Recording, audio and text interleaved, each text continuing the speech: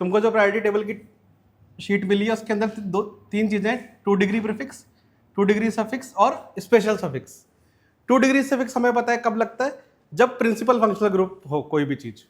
जब principal functional group हो तो यहां पे होता है वर्ड रूट, वर्ड रूट के बाद लगता है 1 डिग्री सफिक्स। ये क्या बताता है कि सिंगल बॉन्ड है, डबल बॉन्ड है या ट्रिपल बॉन्ड है। वर्ड रूट के बाद लगता है 2 डिग्री सफिक्स। ये हमें बताता है कि प्रिंसिपल फंक्शनल ग्रुप कौन सा है ना, मेन फंक्शनल ग्रुप कौन सा है। अब स्पेशल सफिक्स कब लगता है, अब कोई ऐसा केस आ जाए जब तुम प्रिंसिपल फंक्शनल ग्रुप को चेन में ना ले पाओ। कोई ऐसी मजबूरी आ जाए जब तुम प्रिंसिपल फंक्शनल ग्रुप को चेन में ना ले पाओ। फॉर एग्जांपल जैसे इस केस को देखोगे तुम कि CWH हमारा प्रिंसिपल फंक्शनल ग्रुप है, प्रायोरिटी टेबल में सबसे ऊपर आता है, तो ये अगर है तो प्रिंसिपल तो यही है, मेन फंक्शनल ग्रुप तो यही है।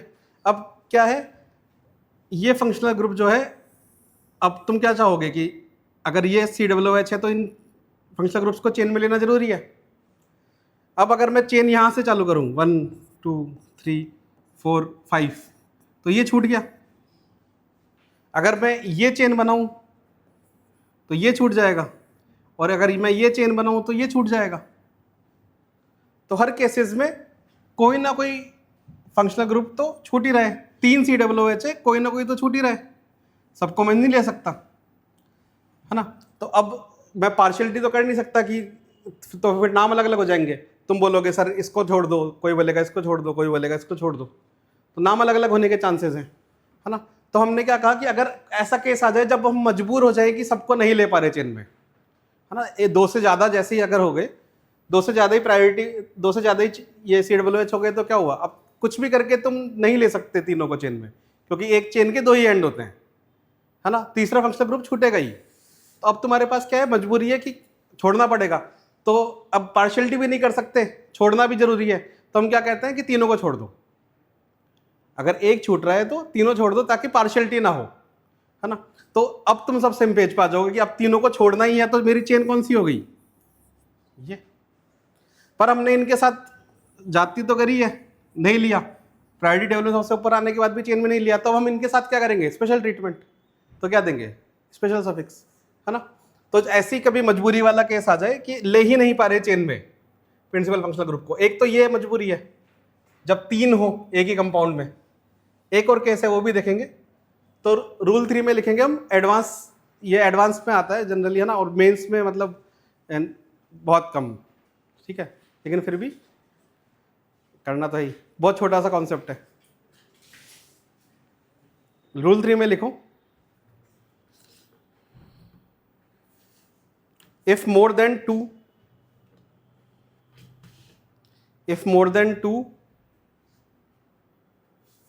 same carbon containing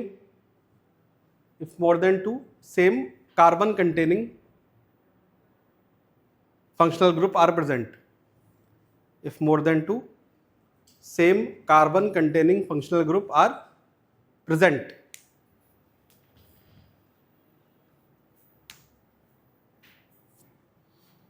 then that functional group is not counted in chain, then that functional group is not counted in chain,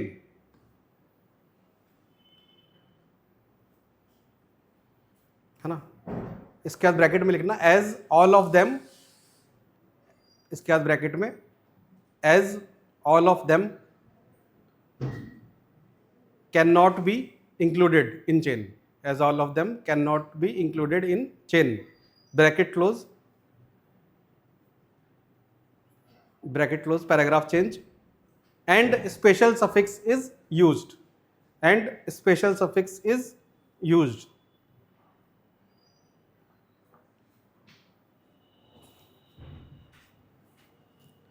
अब जो प्रायोरिटी टेबल वाली शीट दी थी वो निकालो, प्रायोरिटी टेबल वाली शीट, है ना। उसके अंदर सबसे लास्ट वाले कॉलम में स्पेशल सफिक्स दिए हुए हैं, उसमें सबसे लास्ट वाले कॉलम में स्पेशल सफिक्स दिए हुए हैं, है ना। तो क्या करना है, नंबरिंग दो पहले इनको, 1 2 3, ये नंबरिंग दी है। नंबरिंग मिलती है, क्या क्या करोगे, वर्ड रूट पता चल गया, प्रॉप है ना, 3 कार्बन है तो प्रॉप है, सारे सिंगल बॉन्ड से कार्बन कार्बन के बीच में तो N। अब 3 कार्बोक्सिलिक एसिड है, इन तीनों के लिए ऑइक यूज नहीं कर सकते, तो स्पेशल सफिक्स देखो उसमें क्या लिखा हुआ है, कार्बोक्सिलिक एसिड लिखा होगा, है ना, तो कार्बोक्सिलिक एसिड यूज करना है। लेकिन 3 है तो 1 2 3 ट्राई कार्बोक्सिलिक एसिड, है ना। तो जब भी तुम्हें हाईएस्ट प्रायोरिटी वाले 3 दिखें तो क्या यूज करोगे, स्पेशल सफिक्स। दो होते तो चेन में ले ही लेते किसी ना किसी तरह, लेकिन 3 में नहीं। जैसे यहां पे सिमिलरली इसका नाम क्या हो जाएगा, 1 2 3 3, 1 2 3 तीनों पे लगा हुआ है CHO, तो प्रॉप 3 कार्बन की चेन मिली इसलिए N 1 2 3 try carb aldehyde, try carb aldehyde, है ना। अब तुम एक चीज ये नोटिस कर सकते हो कि जब हमने COOH को चेन में लिया था पुराने क्वेश्चंस में, जैसे मान लो मैंने ये बना दिया, 3 कार्बन दिया ना, COOH और ये, जब मैंने ये चेन बनाई थी तब यहां पे पॉसिबल था कार्बन को लेना चेन में, क्योंकि 2 ही है, दोनों एंड को ले सकते हैं हम। तो हमने क्या किया था, इसको चेन में लिया था 1 2 3 4 एंड 5, तो हमने लिखा था पेंट N 1 5 डाइओइक एसिड, है ना। अब सफिक्स और स्पेशल सफिक्स में अगर ध्यान से देखोगे तो क्या डिफरेंस है, यहां पे सिर्फ ऑइक एसिड है और यहां पे एक कार्ब वर्ड यूज हो रहा है ना। सिमिलरली एल्डिहाइड में देखोगे तो नॉर्मल सफिक्स क्या होता है, Al, यहां पे कार्ब वर्ड यूज हो रहा है। तो स्पेशल सफिक्स याद करने का एक आसान तरीका क्या है, कार्ब वर्ड लगेगा। जैसे स्पेशल सफिक्स देखो सबके सब में कार्ब लगा हुआ होगा, है ना, कार्बोक्सिलिक एसिड, है ना, सल्फर क्या बोलते हैं, कार्बोक्सिलेट, है ना, कार्बेल्डिहाइड, है ना। तो कार्ब वर्ड क्या रिप्रेजेंट कर रहा है, कार्ब रिप्रेजेंट कर रहा है कार्बन को, कार्ब क्या रिप्रेजेंट कर रहा है, कार्बन को। यहां पे कार्ब वर्ड यूज नहीं किया, क्यों, क्योंकि यहां पे कार्बन को रिप्रेजेंट नहीं कर रहा है, ये कार्बन को हमने यहां पे ले लिया, 5 कार्बन है ना, यहां पे दिख रहा है 5 कार्बन है, तो ये जो 2 कार्बन है, ये कार्बन और ये कार्बन, इसको हमने यहां इंक्लूड कर लिया, तो यहां नहीं किया, है ना। ऐसे ही यहां पे कार्ब हमने यहां इंक्लूड किया है तो यहां नहीं किया है। समझ रहे हो नॉमेनक्लेचर कैसा है, कि नॉमेनक्लेचर का सफिक्स ही ऐसा लिया कि सफिक्स खुद दिखा रहा है तुम्हें कि इसके अंदर कार्बन है कि नहीं। कार्बन था सफिक्स में तो तुम्हारे ग्रुप में भी कार्बन था, यहां पे तुमने कार्बन ले लिया, पेंट क्या रिप्रेजेंट कर रहा है, 5 कार्बन, तो इस कंपाउंड के 5 कार्बन यहां आ गए, तो यहां पे कोई कार्बन नहीं लिया। तो नाम भी ऐसा नहीं है कुछ भी नाम बना दिए हों, है ना। नाम में कार्ब किस लिए लगाया, क्योंकि हमें पता है कार्ब कहां पर है, चेन के बाहर, है ना। यहां पे भी नाम से दिख रहा है कि प्रिंसिपल चेन ये है और फंक्शनल ग्रुप के कार्बन बाहर है चेन के, दिख रहा है चेन ये है, फंक्शनल ग्रुप कार्बन कहां पर है, चेन से बाहर। सिमिलरली इसका लिखोगे तो क्या आएगा, 1 2 3 4 एंड 5, ये साइनाइड तीनों को नहीं ले सकते चेन में, साइनाइड के तीनों कार्बन को चेन में नहीं ले सकते, क्योंकि अब 2 से ज्यादा टर्मिनल फंक्शनल ग्रुप है। तो अब क्या करोगे, पेंट सारे सिंगल बॉन्ड्स हैं तो N 1 2 3 ट्राई कार्बोनाइट्राइल, क्या 135, यस।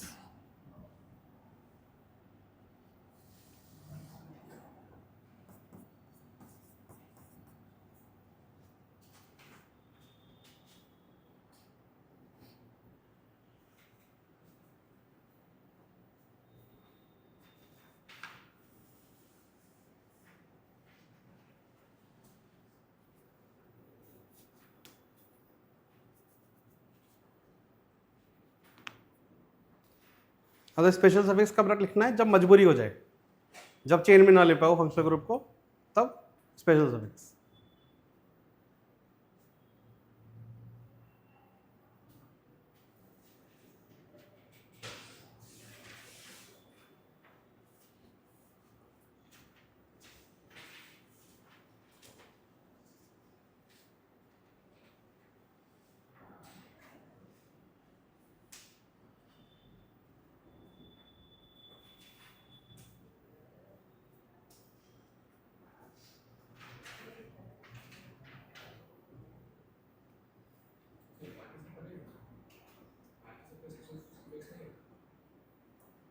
क्योंकि जिसमें कार्बन ही नहीं है तो चेन में लेना ही नहीं है, बिना कार्बन वालों में नहीं होगा ना स्पेशल सफिक्स।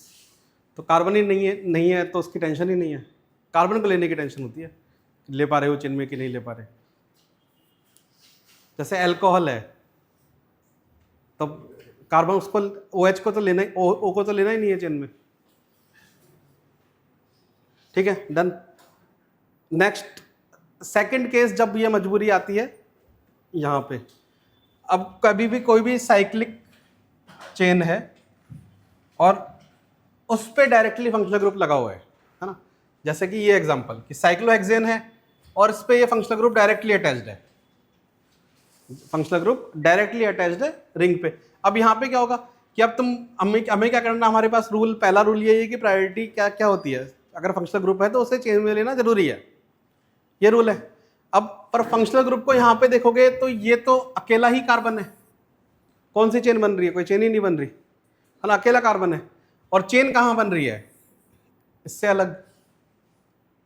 हम ऐसे तो कर नहीं सकते कि 1 2 3 4 5 6 और ये 7th कर दो, हेप्टेन कर दो, ऐसे तो कर नहीं सकते, क्योंकि ये चेन अलग है और ये चेन अलग है। तो इस केसेस में भी सेम मजबूरी कि फंक्शनल ग्रुप तो है कार्बन वाला, लेकिन उससे चेन में नहीं ले पा रहे क्योंकि है ही अकेला carbon directly attach to the ring.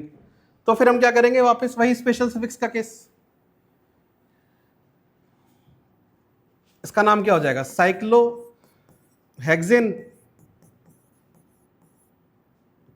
और इस पे क्या लगा हुआ है? स्पेशल ओइक एसिड की जगह क्या लगाओगे? Carboxylic acid, cyclohexane carboxylic acid. अब सिमिलरली इस वाले को देखो, बगल वाले पे, अब यहां पे फंक्शनल ग्रुप है, लेकिन इसको अब मैं चेन में ले सकता हूं क्योंकि 2 कार्बन है।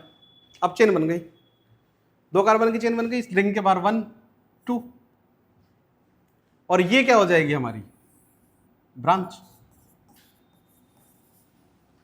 अब रूल सेटिस्फाई कर गए हमारे कि फंक्शनल ग्रुप भी ले लिया प्रिंसिपल कार्बन चेन में, और नंबरिंग में क्या दोगे? 1। तो इसका नाम क्या हो जाएगा? ब्यूटेनोइक एसिड, ब्यूटेन बोल रहा हूं, इथेनोइक एसिड। और ये ब्रांच क्या है? ब्रांच किस पे लगी है? 2 नंबर पे लगी है, तो 2 साइक्लोहेक्साइल, 2 साइक्लोहेक्साइल ब्यूटेनोइक एसिड, है ना। सिमिलरली यहां पर भी वही केस है, अमाइड लगा हुआ है पर एक कार्बन का ही अमाइड है और रिंग पे डायरेक्टली अटैच्ड है। तो हम क्या करेंगे? रिंग को मान लिया प्रिंसिपल कार्बन चेन साइक्लोहेक्सेन, और स्पेशल सफिक्स दे दिया, उसको चेन में नहीं ले पाए इसलिए कार्बोक्सी अमाइड, है ना।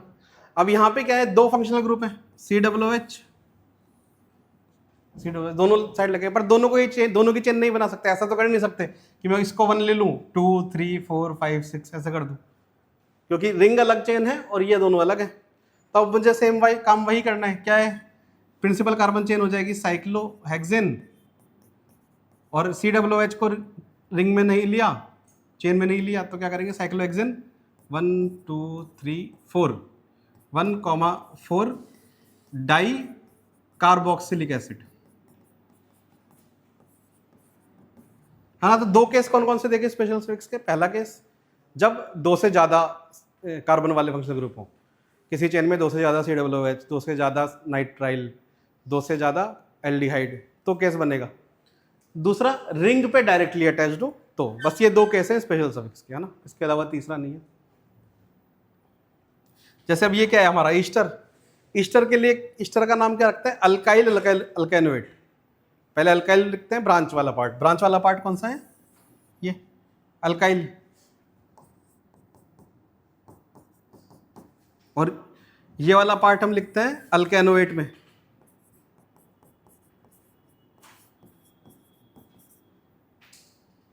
पर अब यहां पे क्या केस है? यहां पे फंक्शनल ग्रुप को अगर तुम देखोगे तो ये फंक्शनल ग्रुप है और इसके इधर जस्ट रिंग है, तो इसकी चेन नहीं बना पाओगे। अब अल्केन की चेन नहीं बन रही क्योंकि कार्बन अकेला है। रिंग पे डायरेक्टली ईस्टर लगाए, रिंग पे डायरेक्टली ईस्टर लगाए। तो अब इस केस में हम क्या करेंगे? Special suffix. तो ये हो गया अल्काइल। अल्काइल क्या है? मिथाइल। ये क्या है? Cyclo pentane. Methyl cyclo pentane. Cyclo pentanoate नहीं कर सकते क्योंकि ये कार्बन कहाँ है? बाहर है। तो क्या करेंगे? Cyclo pentane carboxylate.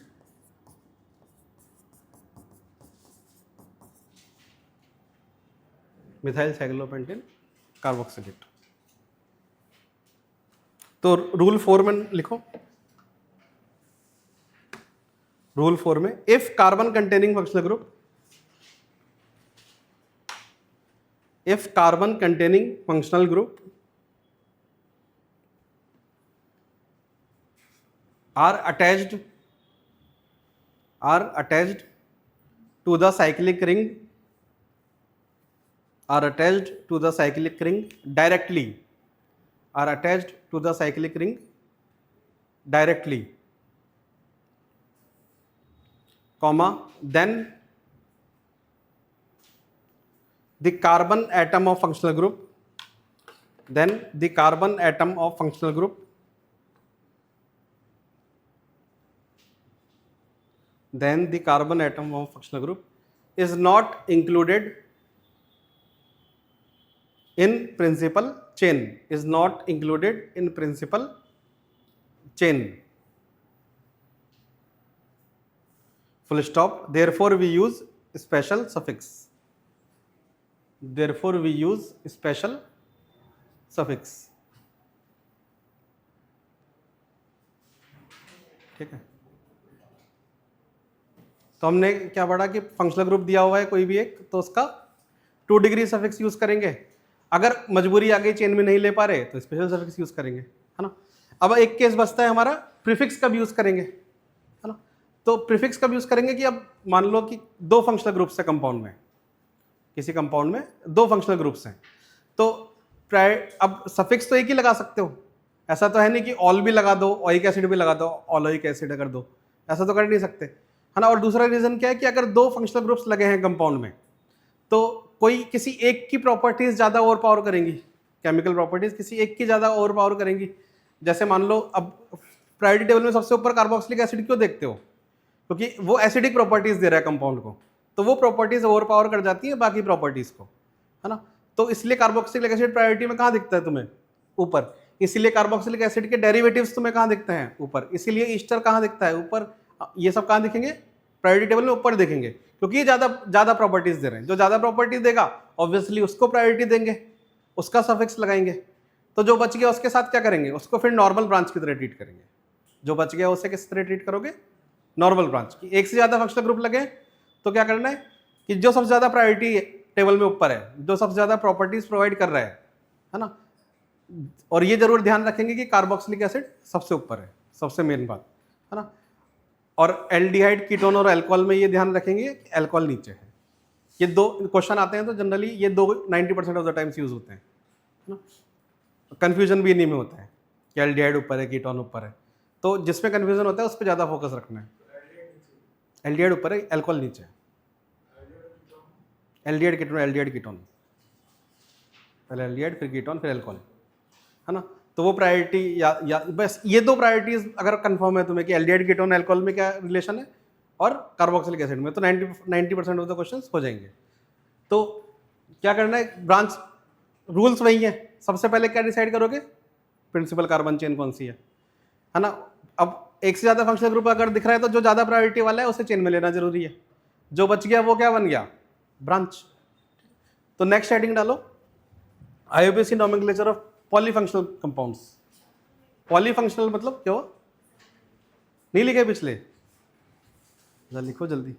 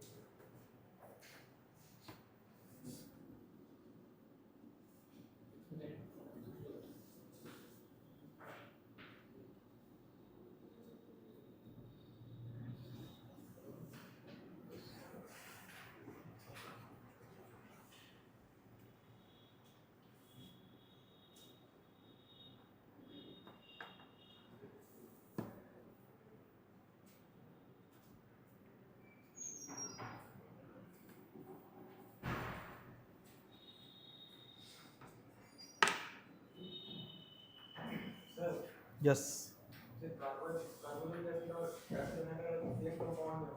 Carboxylic acid और एसिड एनाइड्राइड. हाँ,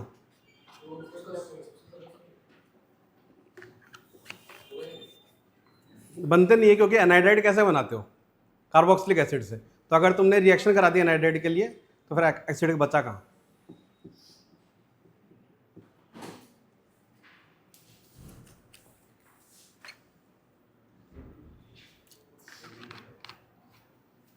कंपाउंड हीट कर दिया ना तुमने, कार्बोक्सिलिक एसिड चला गया.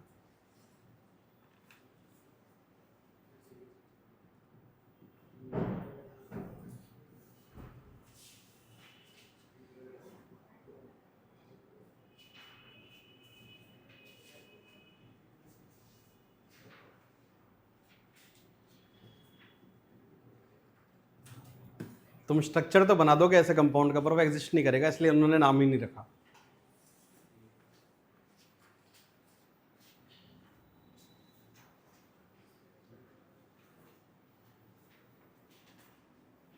डन हो गया. ये हेडिंग डालो, फिर इसमें लिखो rule 1.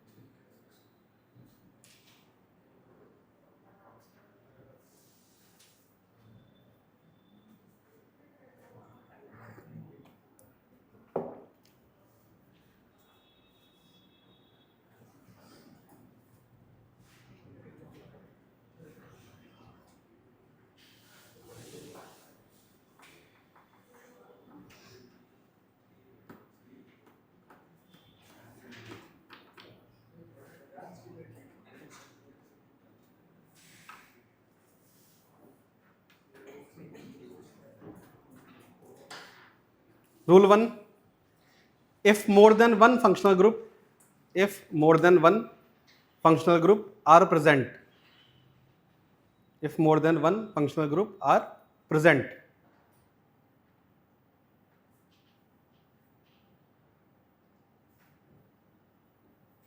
Then point number 1, then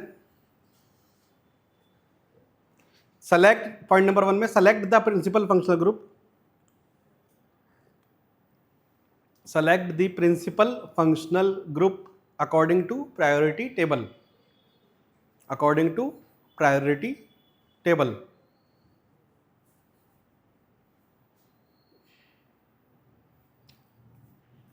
Point number 2,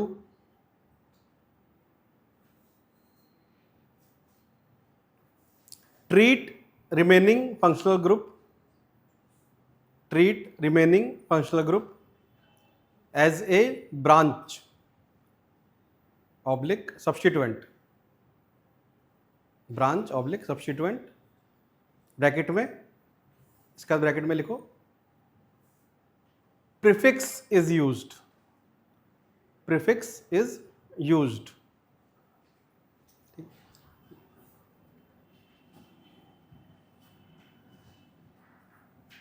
जैसे एग्जांपल है, अब COOH और OH ज़्यादा प्रायोरिटी किसकी है?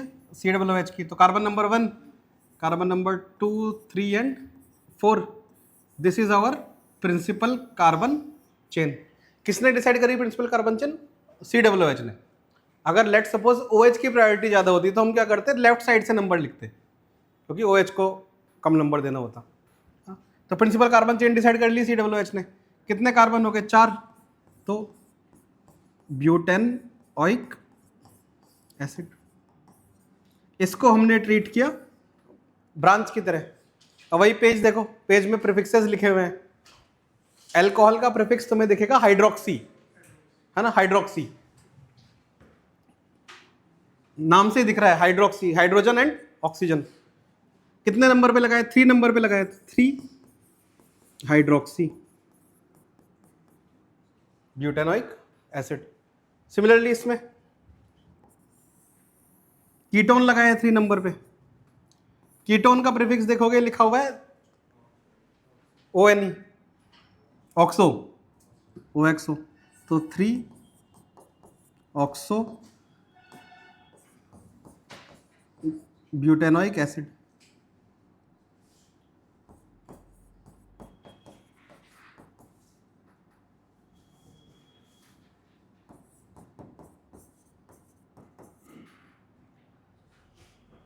ऐसे यहां पे अब 2 की जगह 3 है फंक्शनल ग्रुप, फिर पर काम तो वही है, हाईएस्ट वाले को प्रिंसिपल फंक्शनल ग्रुप बनाओ, बाकी को मान लो सब्स्टिट्यूएंट, और इनके लगा दो प्रीफिक्स। तो 2 पे लगा हुआ है अमीनो, अमीन का क्या है? अमीनो। 3 पे लगा हुआ है हाइड्रोक्सी, 4 कार्बन की चेन है, ब्यूटेन ओइक एसिड।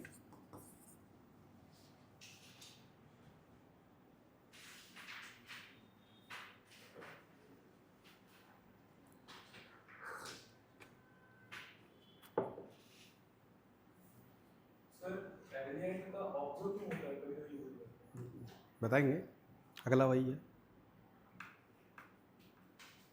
इसमें लिखा होगा एल्डिहाइड में 2 लिखे होंगे लिस्ट में, है ना, कीटो भी लिखा होगा और फॉर्मिल भी लिखा होगा और ऑक्सो भी लिखा होगा। बताएंगे।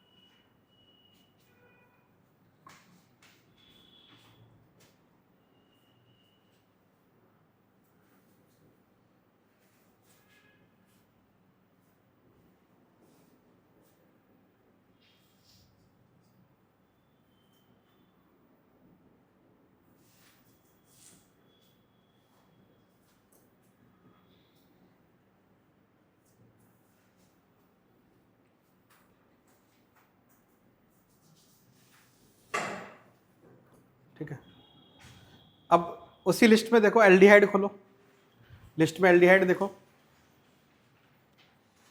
उसके प्रीफिक्स में 2 नाम लिखे हुए हैं, ऑक्सो एंड फॉर्मिल। अब फॉर्म वर्ड तुमने कभी यूज होते हुए देखा है? कहाँ पे? Formic acid, formaldehyde. फॉर्म कब यूज करते हो? जब एक कार्बन को रिप्रेजेंट करता है। फॉर्म का क्या रिप्रेजेंट करता है? एक कार्बन की बात कर रहा है ना। तो अगर एल्डिहाइड ब्रांच है तो दो पॉसिबिलिटीज हो सकती हैं, या तो ये चेन में आएगा एल्डिहाइड का कार्बन, या तो एक एल्डिहाइड का कार्बन चेन में नहीं आएगा, क्योंकि अब तो नॉर्मल चीज हो गई एल्डिहाइड, क्योंकि ऊपर क्या लग गया? Carboxylic acid. तो कार्बोक्सिलिक एसिड जब लगा हुआ है तो नंबरिंग से स्टार्ट करनी है, 1 2। लॉन्गेस्ट चेन देखोगे, क्योंकि बाकी सब अब तो नॉर्मल है, प्रिंसिपल फंक्शनल ग्रुप आ गया, तो अब क्या लेनी है? Longest chain 3। अब इधर जाऊंगा तो 4 की चेन हो जाएगी, इधर जाऊंगा तो 5 की चेन हो जाएगी, है ना। तो मतलब एल्डिहाइड का कार्बन चेन में आ गया, एक्स्ट्रा क्या बच गया? ये डबल बॉन्ड हो ब्रांच की तरह, और एक ब्रांच ये रही CH3। इधर देखो, इधर यहां से नंबरिंग स्टार्ट करी, 1 2 3 4 5, लॉन्गेस्ट चेन। ये चेन से बाहर रह गया बेचारा, है ना। तो एल्डिहाइड का कार्बन चेन में आ गया, तो अब प्रीफिक्स में कार्बन का कुछ रिप्रेजेंटेशन नहीं होना चाहिए, तो हम क्या प्रीफिक्स लगाएंगे? ऑक्सो। सिर्फ ऑक्सीजन को रिप्रेजेंट कर रहा है ऑक्सो, इसीलिए कीटोन का भी रिप्रेजेंटेटिव क्या है? ऑक्सो। ऑक्सो क्या रिप्रेजेंट कर रहा है? डबल बॉन्ड ओ को, इसीलिए कीटोन का प्रीफिक्स ऑक्सो है, क्योंकि वो क्या होता है? Double bond O. और एल्डिहाइड का कार्बन तुमने चेन में ले लिया तो क्या बचा? Double bond O. ये क्या यूज करेंगे? ऑक्सो। तो ऑक्सो, इस ऑक्सो दोनों के लिए यूज हो रहा है, एल्डिहाइड के लिए भी, कीटोन के लिए भी। क्यों? क्योंकि ऑक्सो रिप्रेजेंट कर रहा है डबल बॉन्ड ओ को। अब इस केस में हमने नहीं लिया, इस केस में कार्बन नहीं ले पाए, तो हमने क्या यूज किया? फॉर्मिल। फॉर्म क्या रिप्रेजेंट कर रहा है? कि एक कार्बन है भाई इसमें। फॉर्म क्या रिप्रेजेंट कर रहा है? एक कार्बन है इसमें, है ना। डिफरेंस क्लियर हुआ दोनों में क्या है? तो कार्बन को ले लिया अगर चेन में, तो सिर्फ डबल बॉन्ड ओ बचा, ऑक्सो लिखेंगे। अगर कार्बन नहीं ले पाए चेन में तो फॉर्मिल लिखेंगे, है ना। तो इसमें लिखो रूल 2 में,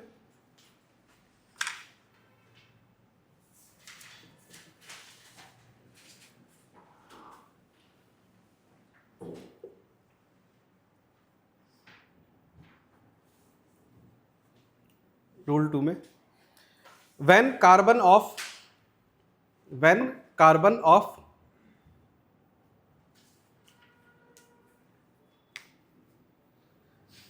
dash CHO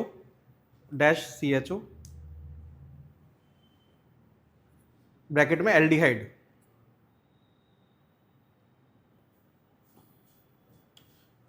group is part of parent carbon chain, is part of parent carbon chain, is part of parent carbon chain, then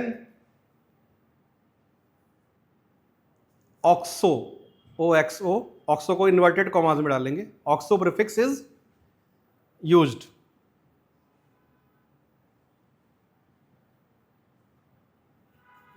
full stop, paragraph change. But when carbon of CHO group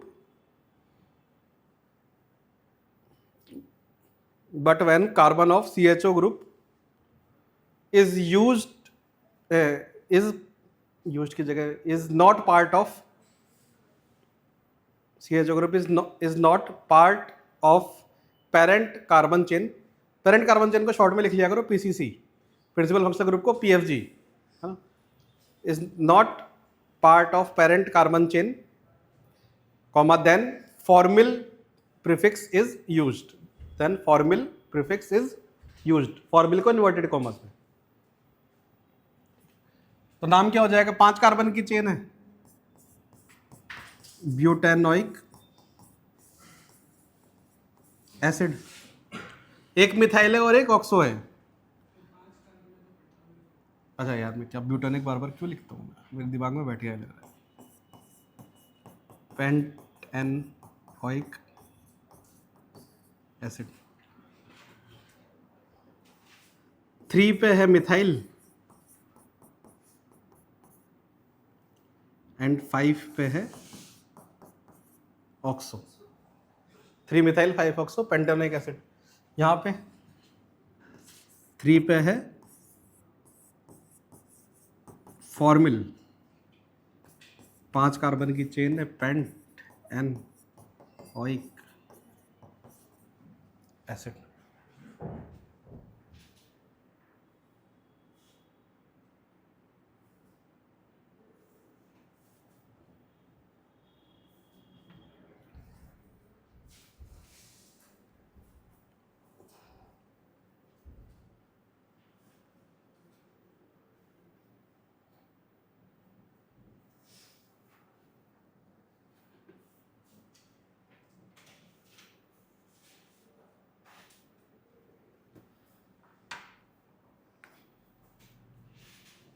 और अगर दोनों वाला के साथ में हो जाए तो दोनों वाले के साथ में एक अल्डिहाइड आ जाए और एक नहीं आए तो दोनों अलग अलग लिखो, 5 फॉर्मिल 4 ऑक्सो।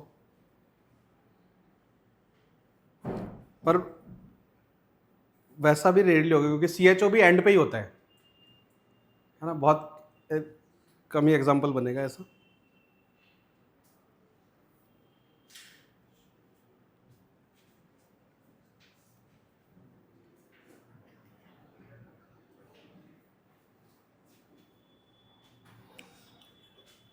नेक्स्ट लिखो रूल 3।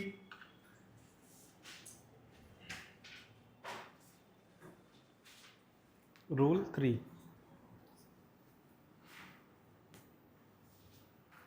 अब हमने बहुत सारे फंक्शनल ग्रुप ऐसे देखे हैं जिसमें कार्बन एंड पे जरूर जरूर आता है। अमाइड हो गया है ना, एसिड हैलाइड हो गया, फिर CHO हो गया, तो CHO का रूल लिख लिया। इसके अलावा जो भी बच गए कार्बन कार्बन वाले फंक्शनल ग्रुप है ना, वो अगर एंड पे आएंगे तो उन्हें चेन में नहीं लेना है ना। जैसे ये वाले फंक्शनल ग्रुप बचते हैं, ये वाले एंड पे ही आते हैं हमेशा। COOH होगा तो प्रायोरिटी टेबल में 1 पे होगा। CHO के लिए हमने रूल लिखा, बाकी ये बच गए जो चेन के एंड में आते हैं। हाँ, तो ये अगर चेन में है, जैसे यहाँ पे ये इस कंपाउंड में एक साइड COOH है, एक साइड CN है, तो अब हमें क्या करना है, अब इस कंपाउंड को चेन में कभी नहीं लेना है। इस कंपाउंड में, इस फंक्शनल ग्रुप को चेन में नहीं लेना है। चेन हमारी कौन सी बनेगी, ये है ना। CN को चेन में नहीं लेना है, चेन हमारी कौन सी बनेगी, हाँ। तो थर्ड रूल क्या कहता है कि ये वाले अगर फंक्शनल ग्रुप है, कार्बन कार्बन वाले फंक्शनल ग्रुप्स लिमिटेड ही हैं, उसमें से COOH तो प्रायोरिटी में हाईएस्ट पे है। एल्डिहाइड के लिए हम फॉर्मली ऑक्सो यूज करते हैं।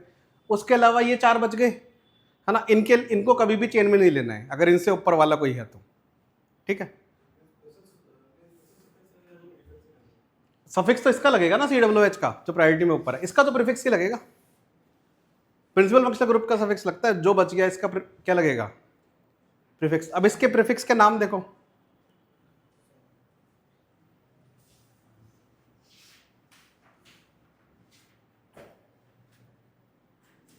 साइनाइड का क्या है, साइनोनाइट्राइल। और दूसरा अब साइनोनाइट्राइल में तुम्हें क्या दिख रहा है, साइनो वर्ड दिख रहा है ना। तो ये क्या रिप्रेजेंट कर रहा है, कार्बन को। साइनो वर्ड कहां से आ रहा है, साइनाइड से वर्ड आ रहा है, साइनो, ठीक है।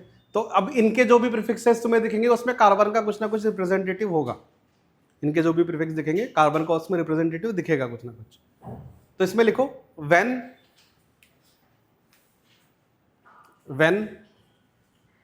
फिर उसके बाद ये 5 फंक्शनल ग्रुप बनाओ।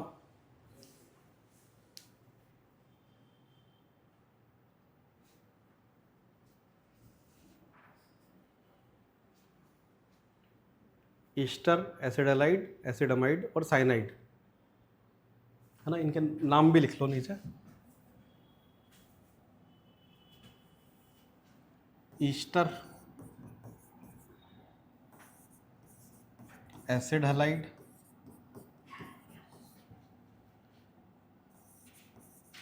एसिडामाइड and cyanide. Groups are present as substituent.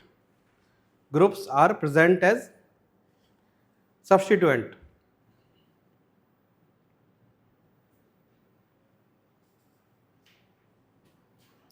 are present as substituent,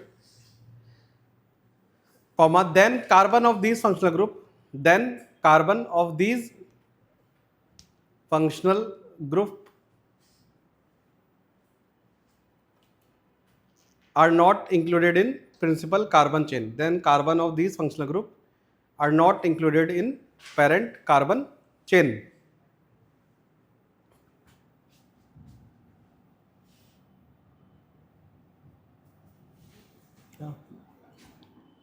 जैसे नंबरिंग देंगे तो दिस इज 1 2 3 एंड 4, इसे इंक्लूड नहीं करना है ना। हम क्या लिखेंगे, 4 पे क्या लगा हुआ है, सायनो, 4 पे लगा हुआ है सायनो, 4 कार्बन है तो ब्यूटेनोइक एसिड, है ना। इधर भी COOH से नंबरिंग चालू करेंगे, इस CN को इंक्लूड नहीं करना है, तो 1 2 3 4 5, है ना। और कंक्लूजन के लिए तुम ये याद रख सकते हो कि इन 1 2 3 इन चारों से चेन खत्म नहीं होगी अगर इनसे बड़ा कोई फंक्शनल ग्रुप है तो, है ना। अगर इसको तुम चेन में लेना चाहोगे तो ये हमेशा एंड पे ही आएगा। तो ये बस ये याद रख लो कि इन चारों से चेन खत्म नहीं होगी, ये चेन के लास्ट में नहीं लगना चाहते, ये चारों क्या है, चेन के लास्ट में नहीं लगना चाहते। अगर इनसे बड़ा कोई है तो बोलते हैं मुझे हमें साइड में रखो, हम भी कम थोड़ी ऊपर है प्रायोरिटी में। इसके अंदर हो जाएगा 3 सायनो पेंटेनोइक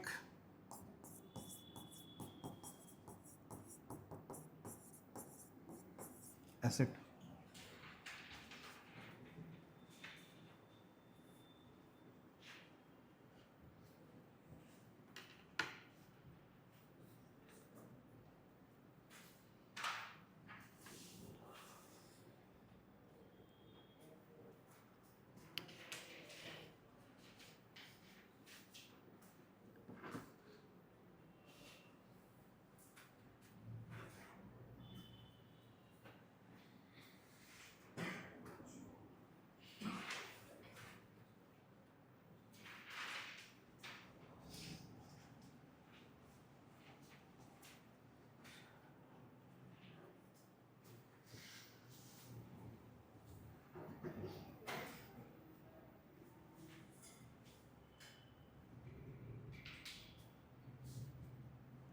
ठीक है, इसके बाद नोट डालना। अब कई बार तुम क्या भूलोगे कि जैसे ये कंपाउंड है, कई बार क्या होगा तुम्हारे साथ कि अब प्राइमरी फंक्शनल ग्रुप तो पता चल गया तुम्हें, कीटोन है ना।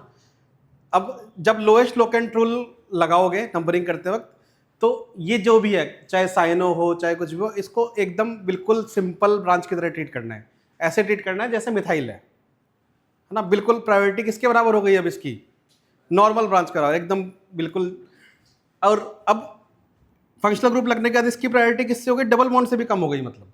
तो जब लोएस्ट लोकेंट रूल लगाओगे तो अगर एक तरफ कोई फंक्शनल ग्रुप लगा हुआ है एज ए सब्स्टिट्यूएंट, जैसे फॉर एग्जांपल मैं यहाँ पे CN लगा हुआ है और इसमें बना लेते हैं कंपाउंड COOH,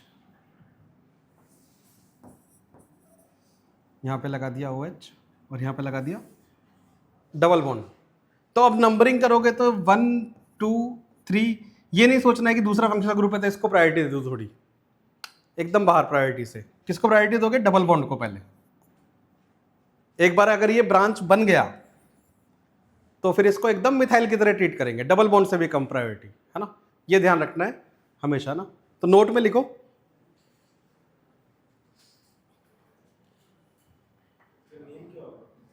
क्या इसका नेम, कुछ नहीं, पेंट 4 इन, अच्छा इस वाले का, किस वाले का, हाँ तो इसका फिर लिखोगे ना कि ये CH3 या CH3 पे हाइड्रोक्सी लगा है, हाइड्रोक्सी मिथाइल हो जाएगा इसका नाम, ब्रांच का नाम 3 पे हाइड्रोक्सी मिथाइल हो जाएगा।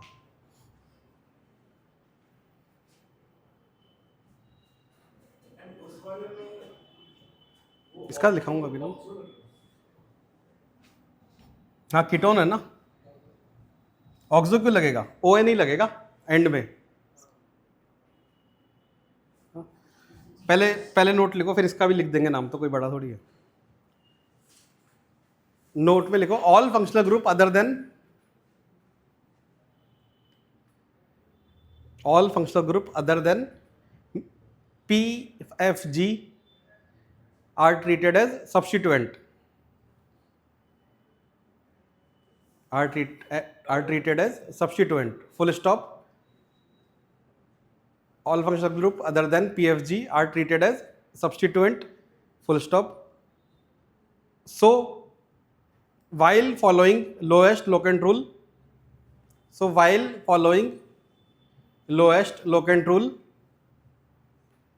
their priority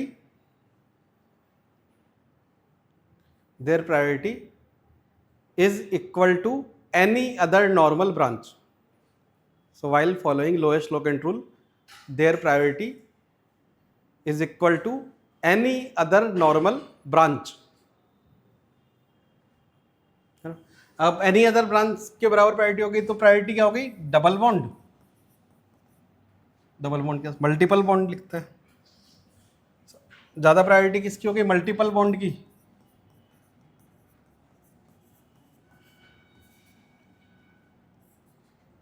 और इसके बाद प्रायोरिटी आएगी ब्रांच की,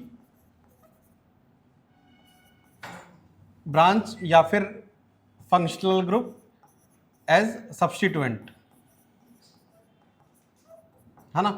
कोई नॉर्मल ब्रांच हो या फंक्शनल ग्रुप एज सब्स्टिट्यूएंट हो, मल्टीपल बॉन्ड से कम प्रायोरिटी आएगी.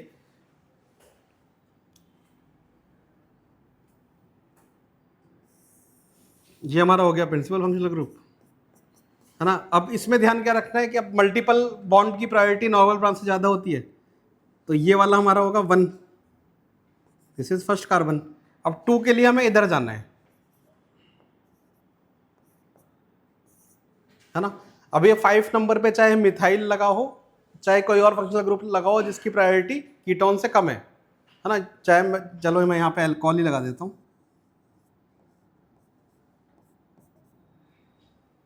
यहाँ पे अल्कोहल ही लगा दिया, तो अल्कोहल की प्रायोरिटी कीटोन से कम ही है. तो ऐसा नहीं सोचना है कि इधर से जाके अल्कोहल को कम नंबर दे दूं. आना डबल बॉन्ड की तरफ से है, क्योंकि प्रायोरिटी ज़्यादा उसकी है. ये अब नॉर्मल ब्रांच है, तो इसका नाम क्या हो जाएगा?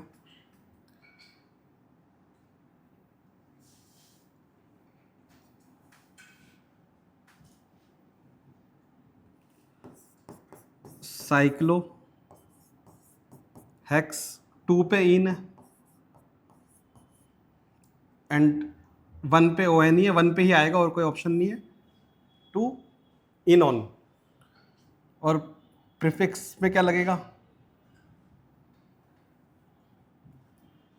एक है हाइड्रोक्सी और एक है इथाइल, तो 6 इथाइल 5 हाइड्रोक्सी साइक्लोहेक्स 2 इनॉन. ठीक है.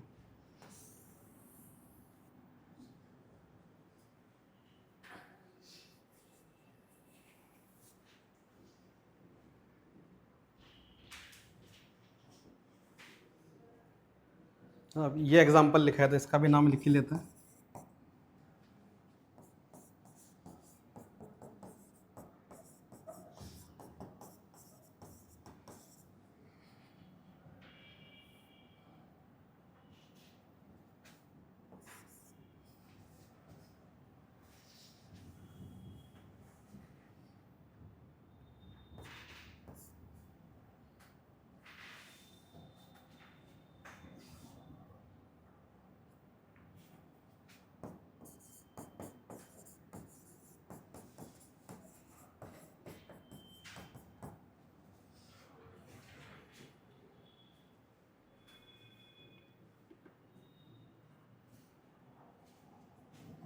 Three hydroxy methyl pentane four enoic acid.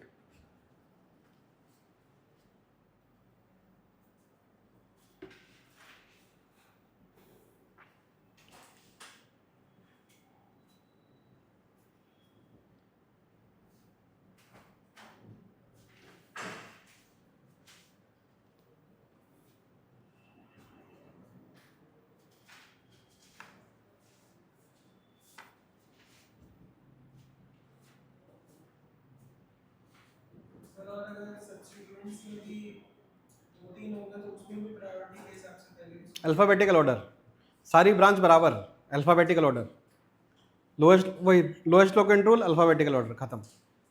बस प्रायोरिटी कैसे किसके लिए देखते हैं? प्रिंसिपल कार्बन चेन सेलेक्ट करने के लिए, फिर लोएस्ट लोकेंट रूल, फिर उसके बाद अल्फ़ाबेट, बस सारी ब्रांच बराबर।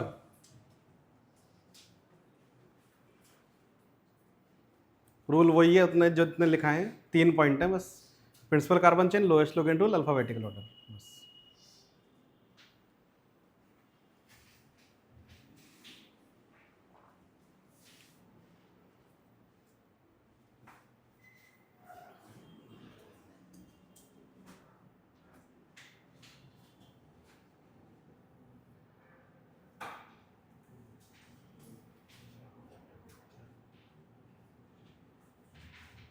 हो गया? लिख रहे हैं? अभी हो गया, ठीक है। ये लास्ट टॉपिक बचता है इस नोमेनक्लेचर का हमारा। अब हमने सब कर लिया, फंक्शनल ग्रुप भी कर लिए, नॉर्मल अल्केन अल्कीन अल्काइन तो कर ही लिया था, साइक्लिक वाले कर लिए। अब बचता है बेंजीन डेरिवेटिव कंपाउंड्स, है ना। अब इसको बेंजीन भी है तो साइक्लिक, इसको स्पेशल ट्रीटमेंट क्यों मिला है? क्योंकि बेंजीन काफ़ी ज़्यादा इंडस्ट्रीज में यूज़ आता है। बेंजीन क्या है? एक अपना जितने भी क्रूड ऑयल का कोई रिफाइन करते हैं तो बाय प्रोडक्ट मिलता है बेंजीन, तो ये काफ़ी इंडस्ट्रीज में यूज़ आता है ना। तो इसलिए हमने क्या किया, IUPAC ने इसको स्पेशल ट्रीटमेंट दिया हुआ है, क्योंकि बहुत ज़्यादा इंडस्ट्रीज में काम आता है, बार बार रिसर्च पेपर्स में दिखता है। तो ऐसे तो IUPAC का नाम क्या होना चाहिए? इसका नंबरिंग करोगे 1 2 3 4 5 6, 1 3 और 5 पे डबल बॉन्ड है, तो IUPAC नेम इसका होना चाहिए साइक्लो हेक्स 1,3,5 ट्राइन, ये नाम होना चाहिए इसका। अब बार बार इतना बड़ा नाम ना लिखना पड़े रिसर्च पेपर्स वगैरह में, तो IUPAC ने बोला कि तुम बेंजीन ही यूज कर लो। हम क्या करें? बेंजीन ही यूज कर लें, ये बोला इसने, ठीक है। तो बेंजीन में बस स्पेशल क्या है, यूज इतना ज्यादा होता है, इतना ज्यादा इंडस्ट्रीज में प्रैक्टिकल यूजेस है कि IUPAC ने बोला कि तुम इसके नोमेनक्लेचर में बेंजीन वर्ड डायरेक्ट यूज कर सकते हो। तो बेंजीन इज IUPAC एक्सेप्टेबल, है ना। ये डिसेप्टेड कुछ दिख रहा होगा, पर ये ए है।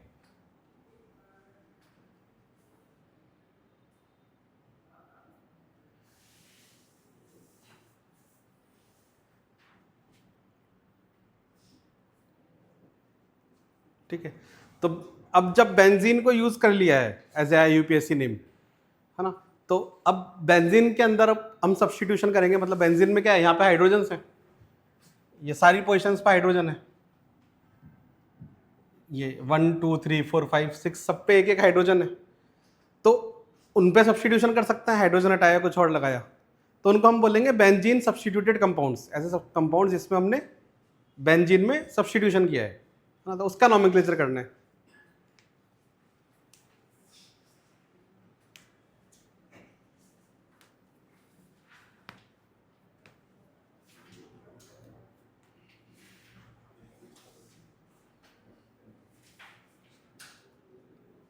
डन,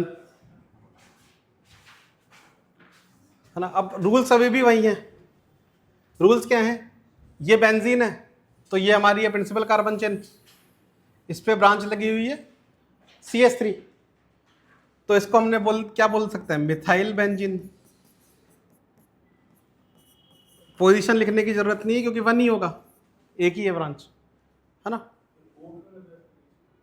और ये और रिप्रेजेंट करता है, ये 3 जो ये रेजोनेंस को रिप्रेजेंट करता है एक्चुअली में, कि बेंजीन जो है हम ऐसे भी ड्रॉ कर सकते हैं, अल्टरनेट पोजीशन पे है ना, और बेंजीन हम ऐसे भी रोटेट कर सकते हैं, है ना। तो रेजोनेंस के कारण ये जो डबल बॉन्ड्स हैं ये डिस्ट्रीब्यूटेड रहते हैं पूरी रिंग में, तो पूरी रिंग में डिस्ट्रीब्यूटेड रहते हैं, तो हम इसको कैसे रिप्रेजेंट करते हैं? सर्किल की तरह। हाँ, दोनों सही हैं। ऐसे रिप्रेजेंट करोगे डबल बॉन्ड से, वो भी सही है, और सर्किल से रिप्रेजेंट करोगे वो भी सही है। तो इसका नाम क्या हो गया? मिथाइल बेंजीन, है ना। ऐसे ही ये क्या कौन सी ब्रांच है? अब ईथर लगा हुआ है, क्या बोलते हैं इसको? मिथॉक्सी, तो ये हो जाएगा मिथॉक्सी बेंजीन,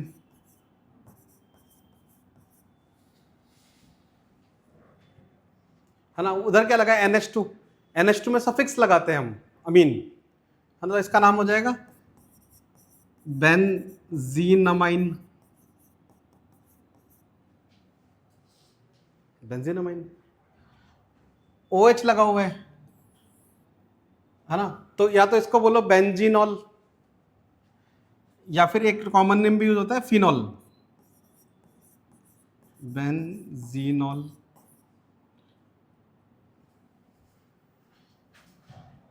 और इसका कॉमन नेम है फिनॉल, PHENOL। क्या किसका? फिनाइल सिर्फ रिंग को बोलते हैं। अगर कोई बेंजीन की ब्रांच रिंग की तरह ब्रांच की तरह अटैच्ड है, जैसे फॉर एग्जांपल ये COH किया, यहां पे एक बेंजीन रिंग लगा दी, अब इसको ब्रांच की तरह ट्रीट करेंगे तो इसका नाम क्या हो जाएगा? 1 2 3 4 5 phenyl heptanoic acid. Phenyl is benzene as a branch.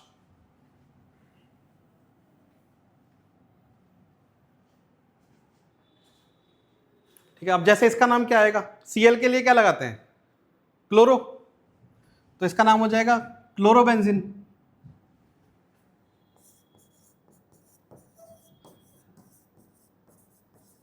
इधर ब्रोमीन लगा होता था, ब्रोमोबेंजीन हो जाता। COOH के लिए क्या लिखते हैं हम? कार्बोक्सिलिक एसिड है, ओइक एसिड लगाते हैं, तो या तो लिख दो बेंजीनोइक एसिड, या फिर एक दूसरा केस हमने क्या पढ़ा है, रिंग से जस्ट बाहर लगा हुआ है तो स्पेशल सफिक्स भी यूज कर सकते हो, तो दोनों एक्सेप्टेबल है इसके लिए।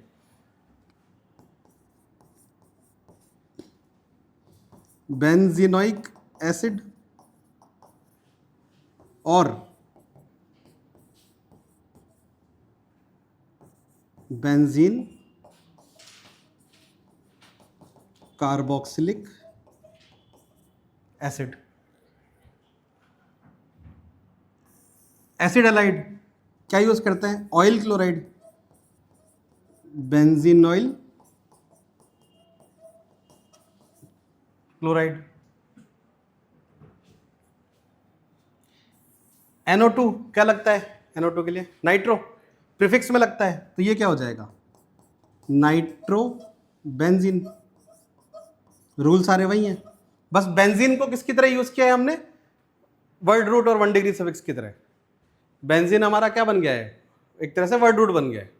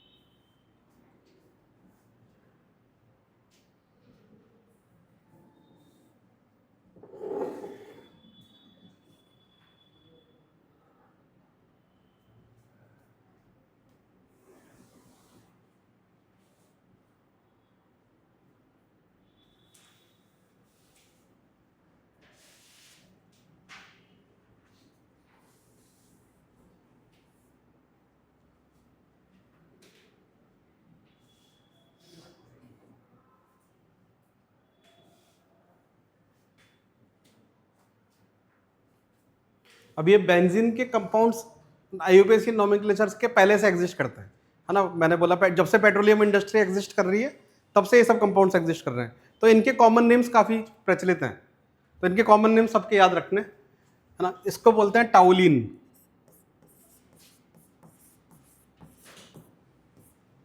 है ना। इसको बोलते हैं एनिसोल, और इसको बोलते हैं एनिलीन। इन कॉमन, ये ऊपर के 4 कॉमन नेम भूलना था तुम अफोर्ड ही नहीं कर सकते कॉम्पिटिटिव एग्जाम में, खास करके टाउलिन, एनिलीन और फिनॉल को। पर इतना यूज आता है कि याद ही हो जाता है, बहुत ज़्यादा यूज आएगा।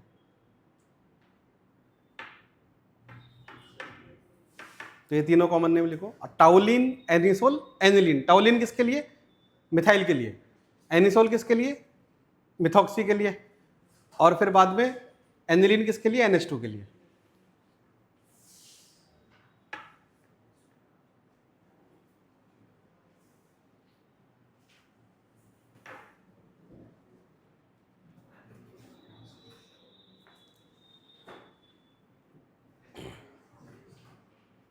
ठीक है, लिख लिया। अब ये तो हो गए नॉर्मल सिंगल सब्स्टिट्यूटेड कंपाउंड्स की, एक सब्स्टिट्यूशन किया है बस बेंजीन पे। हो सकता है 2 कर दो, ये भी हो सकता है ना। अब इंडस्ट्रीज में क्या होता है जनरली कि बेंजीन पे एक सब्स्टिट्यूशन किया, इसका नाम रखा टाउलिन। अब हो सकता है टाउलिन पे भी एक टाउलिन का यूज करके कोई तीसरा प्रोडक्ट बने। पहला प्रोडक्ट हमारा क्या था? पेट्रोलियम, उसमें से हमने बेंजीन निकाला, बेंजीन में एक सब्स्टिट्यूशन करके टाउलिन बनाया। अब टाउलिन से कोई तीसरा प्रोडक्ट बना सकते हो, तो उसके लिए उसको हमने क्या बोला? डाई सब्स्टिट्यूटेड कंपाउंड, जिसमें 2 सब्स्टिट्यूशन हो। और हम किसका यूज कर रहे हैं? टाउलिन का ही यूज करके कोई 2 और कंपाउंड बना रहे हैं, तो इनको बेस कंपाउंड भी बोल देता है। बेस कंपाउंड मतलब इनका एज ए यूज किया है बेस हमने कोई एक और नया कंपाउंड बनाने के लिए, है ना। तो उनको हमने बोला डाई सब्स्टिट्यूटेड। अब जैसे ही ये है, तो इसका नॉर्मल नोमेनक्लेचर कर सकते हो। एक तो काम है नॉर्मल नोमेनक्लेचर। क्या लिखोगे? 1 और 2 पे क्या है? मिथाइल।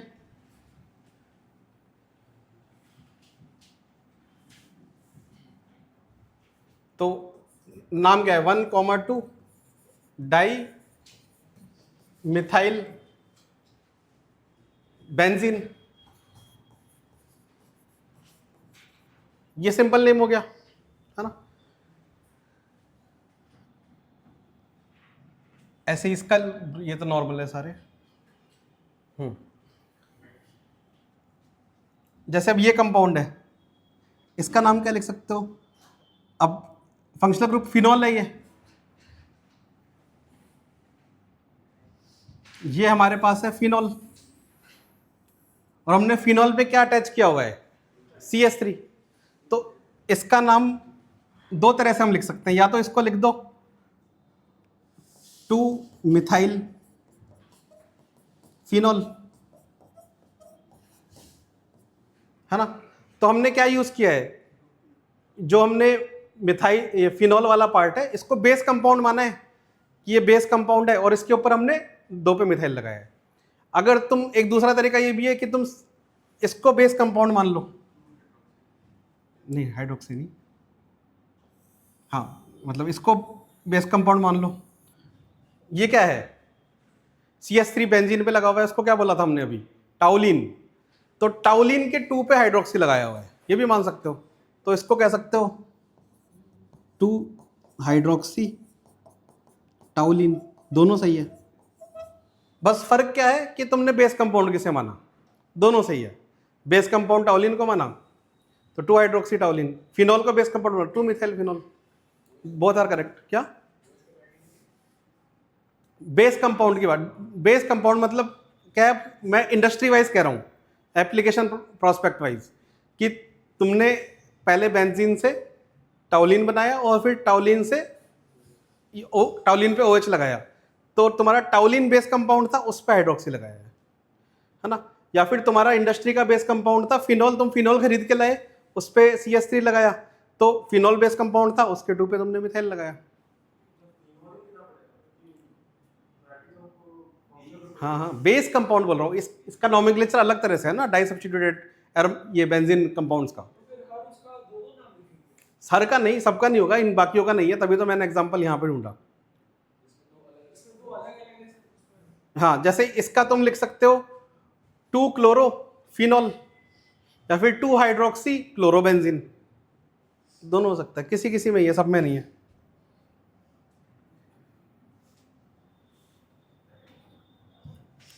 जैसे अब इसका क्या नाम होगा? 1,2 डाई ब्रोमो बेंजीन, इसका लिख सकते हो 1,3 डाइब्रोमोबेंजीन, 1,4 डाइब्रोमोबेंजीन। इसका बेंजीन 1,2 डाई कार्बोक्सिलिक एसिड। नहीं, अब वो है ना ब्रांच के रिंग से जस्ट अटैच्ड है COOH, इसलिए ये 1, बेंजीन 1,2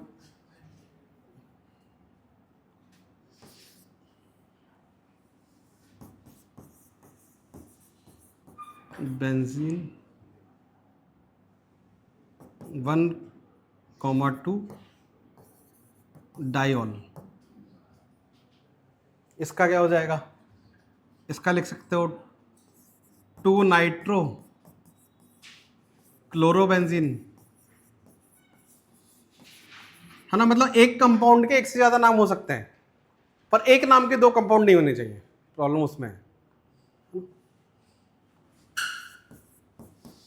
2 नाइट्रो क्लोरोबेंजीन, या फिर तुम्हें लिखना है तो 1 क्लोरो लिखो, 1 क्लोरो, दोनों को ही ब्रांच मान लो, 2 नाइट्रो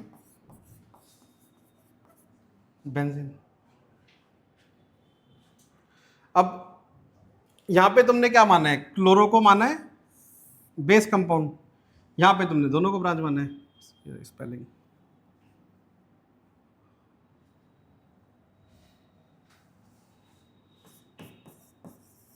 ठीक है। तो ये तो हो गया नॉर्मल नोमेनक्लेचर। अब एक नोमेनक्लेचर और यूज होता है जिसे हम बोलते हैं OMP नोमेनक्लेचर, है ना। इसको O का मतलब है ऑर्थो, हाँ वो अगला पेज है, उसी के नीचे इसके नाम भी लिखूंगा, है ना। एक नाम यूज और यूज होता है ऑर्थो मेटा पैरा। ऑर्थो कब यूज करते हो? ये भी सिंपल एकदम, अगर 1,2 पोजीशन पे चीजें लगी हुई हैं बेंजीन के, 1 और 2 पोजीशन पे चीजें लगी हुई हैं, तो इसके लिए यूज करते हैं हम ऑर्थो, इसके लिए यूज करते हैं हम ऑर्थो। 1 और 3 पोजीशन पे लगी हुई है, 1 और 3, तो इसके लिए यूज करते हैं मेटा, कॉमन नेम है ना। और अपोजिट पोजीशन पे एक दूसरे के अपोजिट लगे हुए हैं तो यूज करते हैं पैरा, है ना। ये समझ में आया? अगल बगल में ortho, 1, 3 Meta, opposite para, ortho Meta para. Use कैसे आता है इसका? जैसे अभी हमने यहाँ पे 1,2 डाइमिथाइल बेंजीन लिखा था, तो इसको मैं लिख सकता हूँ 1,2 की जगह लिख दिया ऑर्थो, ऑर्थो के बाद डाई मिथाइल बेंजीन, है ना। जैसे यहां पे लिखेंगे हम 1,3 डाई मिथाइल बेंजीन, तो OMP नोमेनक्लेचर से नाम क्या हो जाएगा इसका? Meta di methyl benzene.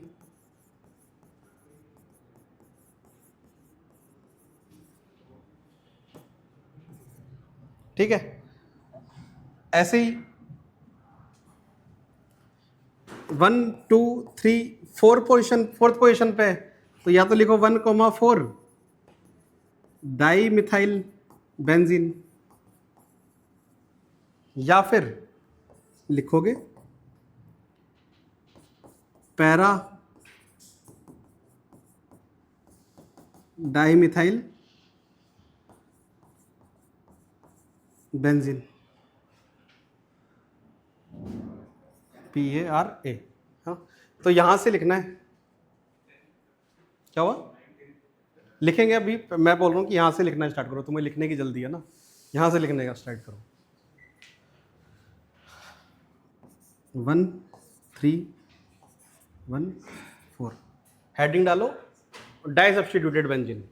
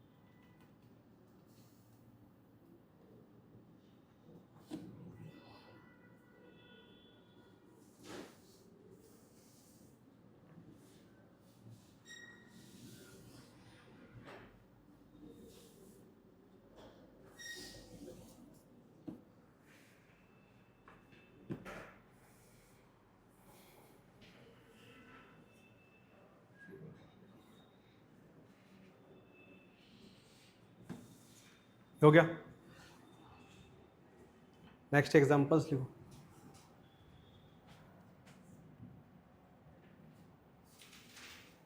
ठीक है, अब इसका दो मिथाइल लगे हुए हो, इसका भी एक कॉमन नेम है, और ये OHCH3 वाले का भी कॉमन नेम है।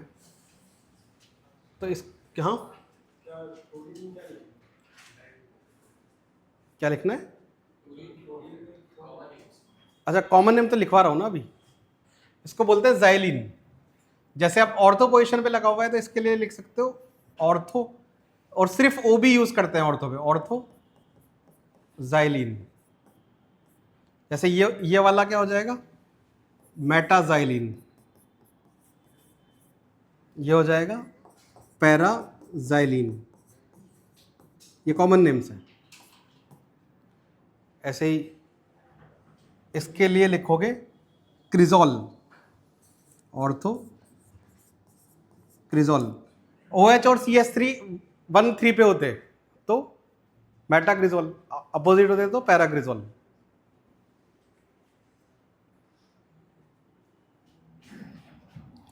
प्रेशर किसका कॉमन नेम है? अगर OH और CH3 दो सब्स्टिट्यूशन है बेंजीन पे, एक OH है दूसरा CH3 है, तो क्रिजोल लिखोगे। हाँ, कॉमन नेम इसी का है सिर्फ, OH CH3 का। तुम्हें लिस्ट दी तो है कॉमन नेम्स की, उस पर देखो कितने सारे हैं।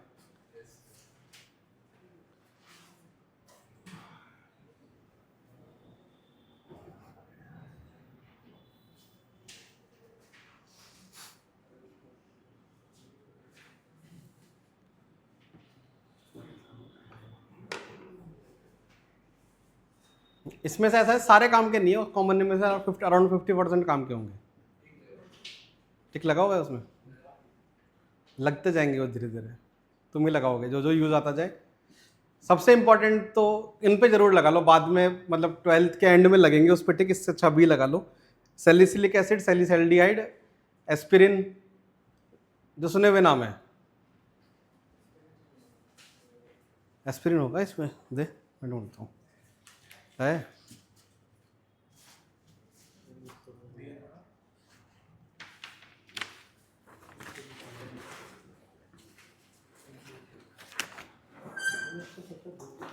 तो मैं लगवा देता हूँ।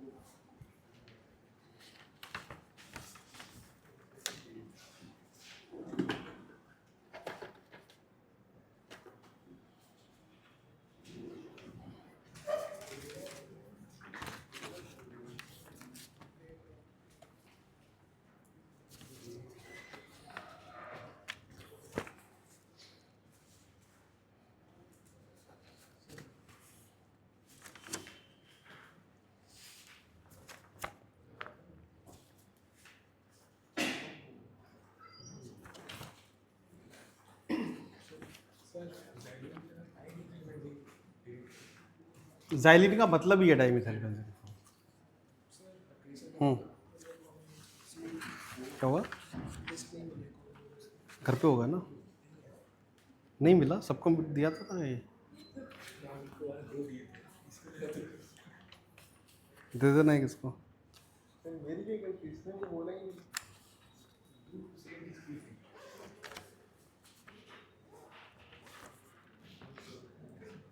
5 साल के बच्चा वाला वैसे उससे यूज करो।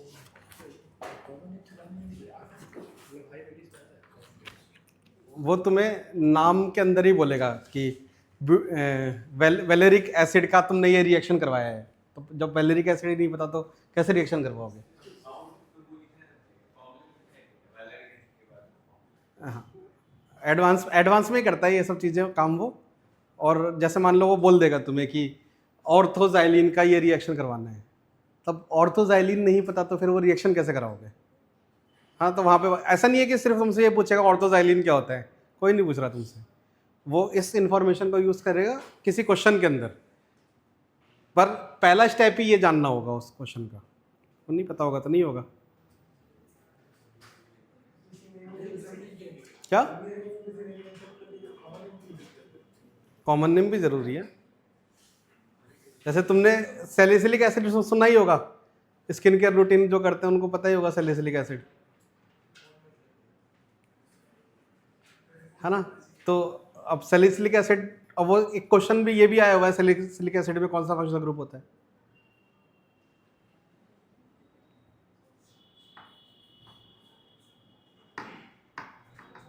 जैसे एस्पिरिन, एस्पिरिन क्यों इंपॉर्टेंट है, सर दर्द में यूज करते हो इसलिए उसका अब वो पूछ, एनसीईआरटी में दिया हुआ है तो वो पूछ लेगा।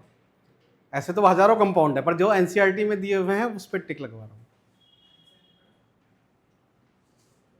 और ऐसा नहीं है कि ये नॉमेनक्लेचर में आएंगे ये नाम होंगे 12th के आखिरी चैप्टर में कहीं पे, किसी चैप्टर बायोमोलिकुल्स में नाम मिलेंगे, ये अमीन्स चैप्टर में मिलेंगे। हाँ, ऑर्गेनिक के लिए एनसीईआरटी में लीस्ट अगर पढ़ना है तो फिजिकल के लिए पढ़ो, इनऑर्गेनिक के लिए पढ़ो, और उसके बाद टाइम मिले तो ऑर्गेनिक के लिए पढ़ना। ऑर्गेनिक का मैंडेटरी नहीं है, बाकी अगर अंडरस्टैंडिंग तुम्हें अच्छी चाहिए तो फिजिकल और इनऑर्गेनिक तो जरूर पढ़ो। ऑर्गेनिक में मतलब बस एक तरह से मानो कि लिखा हुआ है कि ये टॉपिक्स हैं, डेप्थ में नहीं है ऑर्गेनिक बिल्कुल भी।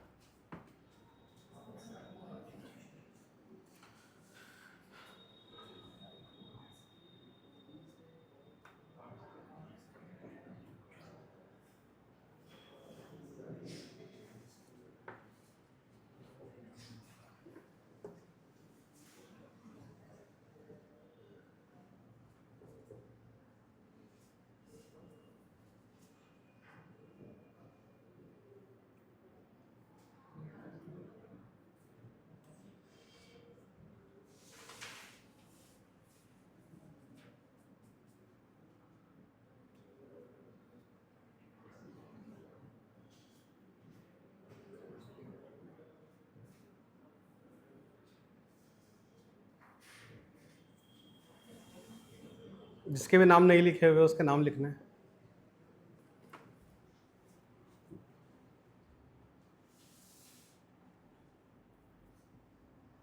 बेंजीन वाला कोई कॉमन नेम नहीं होता। किसका? Benzene, sorry, bromine. नहीं, ब्रोमीन का नहीं है। ज़्यादा से ज़्यादा ये लिख लो, ऑर्थो डाइब्रोमोबेंजीन।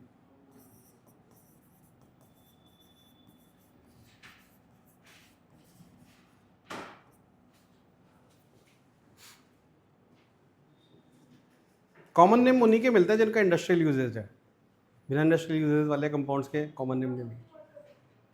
ऑर्थो पता नहीं, जब अगल बगल वाले पे हो, 1,2 पे जब भी होगा तब ऑर्थो लिखोगे, 1,3 पे होगा जब भी मेटा लिखोगे, 1,4 पे पैरा लिखोगे। पैरा मतलब आमने सामने।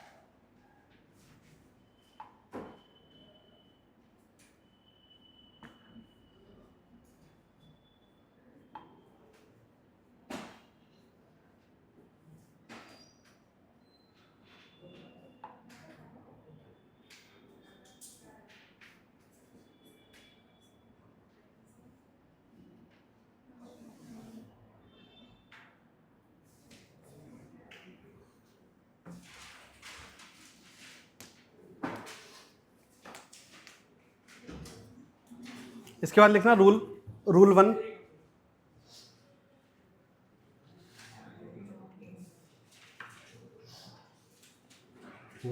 रूल समझा दिया मैंने, बस लिखवाना बाकी है।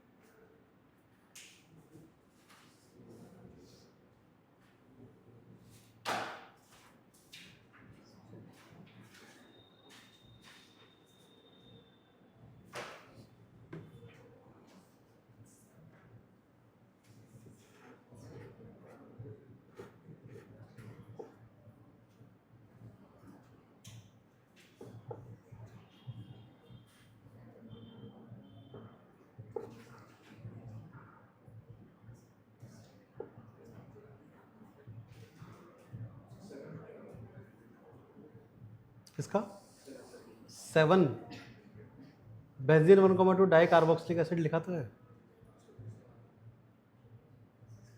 अच्छा, और तो डाई बेंजोइक एसिड लिख सकते हो।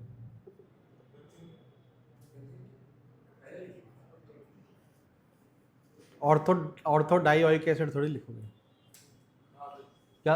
हाँ, बेंजीन की पहले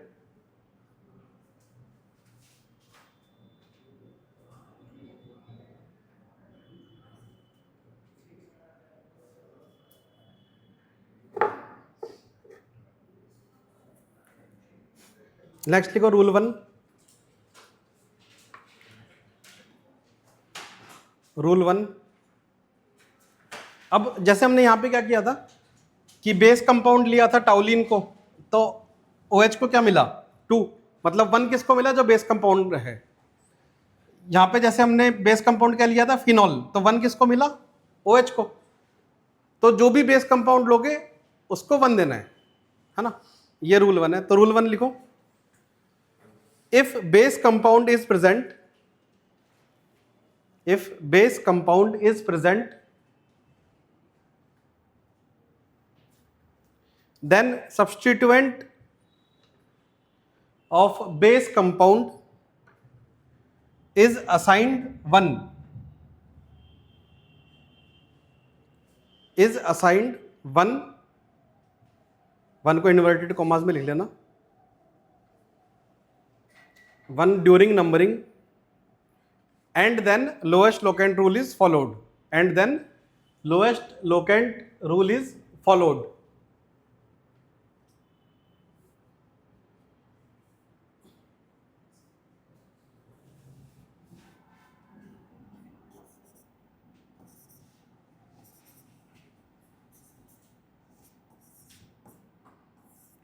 जैसे अगर मैंने नाइट्रोबेंजीन को बेस माना, मैं बेस किसको मान रहा हूं नाइट्रोबेंजीन को, तो उसको 1 दिया, फिर लोएस्ट लोकेंट रूल से 3 पे आया क्लोरो एंड 4 पे आया मिथाइल।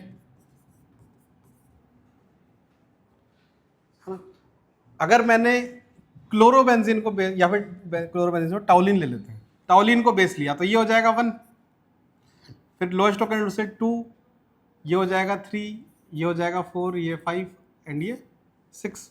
तो मैंने अगर टाउलिन लिया बेस कंपाउंड तो 2 पे क्लोरो और 4 पे नाइट्रो टाउलिन। तो ये भी नाम हो सकता है, ये भी नाम हो सकता है।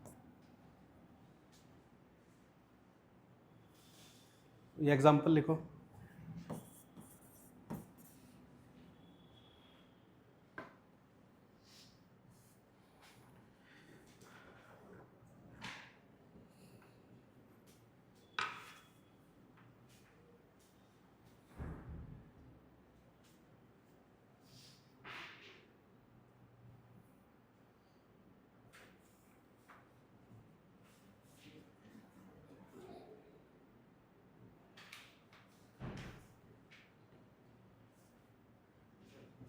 राम।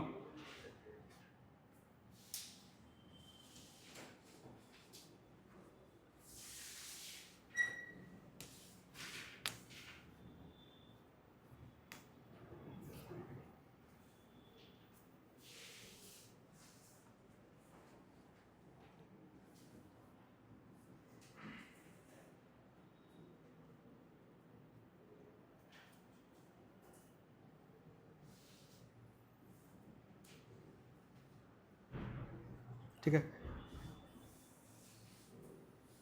नेक्स्ट लिखोगे रूल 2।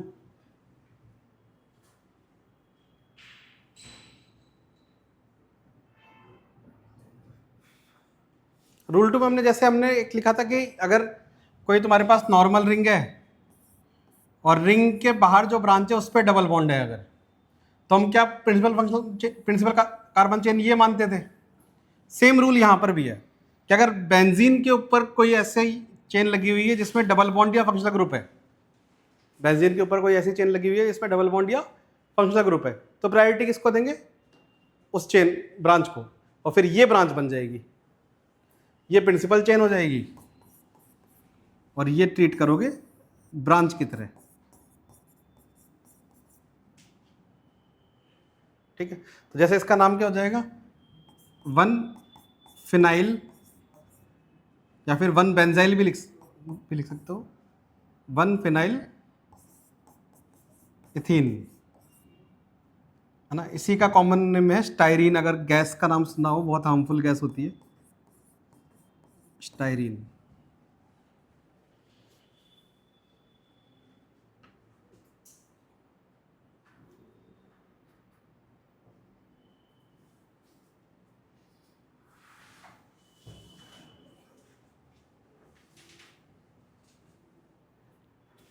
ठीक है, तो इसमें बस यही 2 कॉमन रूल्स हैं। एक तो कि बेस कंपाउंड किसी को सेलेक्ट किया तो उसको 1 देना है। दूसरा जो सेम साइक्लिक रिंग का रूल है कि रिंग के बाहर डबल बॉन्ड या फंक्शनल ग्रुप है तो उसे प्राइमरी चेन मानना है। ये 2 रूल है। बाकी क्या याद रखोगे, सब्स्टिट्यूटेड कंपाउंड्स वाला। हाँ, रूल 2 में लिखेंगे, पहले ये एग्जांपल चलो पहले लिख लो। When a benzene ring is attached, when a benzene ring is attached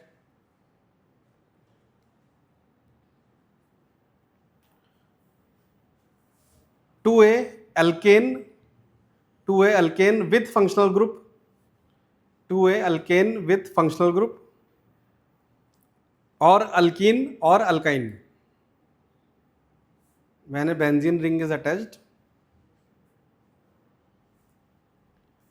with to a alkane with a functional group or alkene or alkyne, comma, it is considered as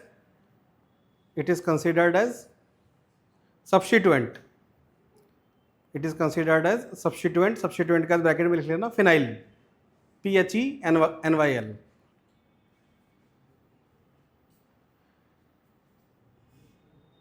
ठीक है, तो खत्म होता है तुम्हारा नॉमेनक्लेचर। इतना ही था, इससे ज़्यादा कुछ नहीं है। हाँ, बेंजीन के ऊपर ब्रांच लगी हुई है, सिंपल एक अल्केन की ब्रांच लगी हुई है तो फिर बेंजीन है मेनली।